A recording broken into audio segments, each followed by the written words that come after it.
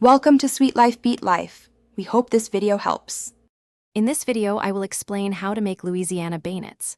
First, activate your yeast by combining 1/2 cup of warm water, 1/4 cup of sugar, and 1 packet of active dry yeast.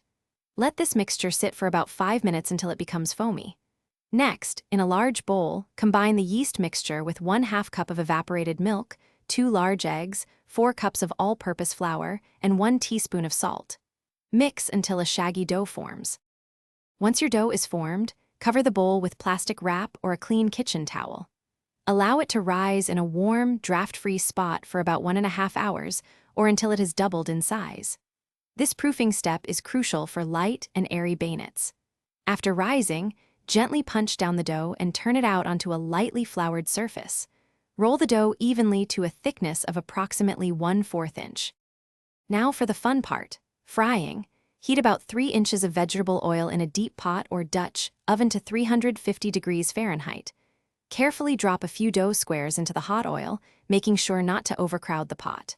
Fry each side for about 1 minute or until they puff up and turn a beautiful golden brown. Use a slotted spoon to remove them and place them on a wire rack lined with paper towels to drain. The final step is the most delicious. While the beignets are still warm, generously dust them with a mountain of powdered sugar. You can use a sifter for an even coating.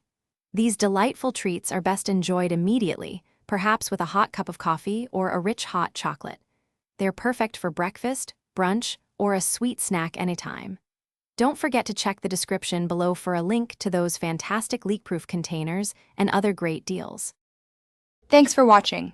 Consider subscribing if we helped you.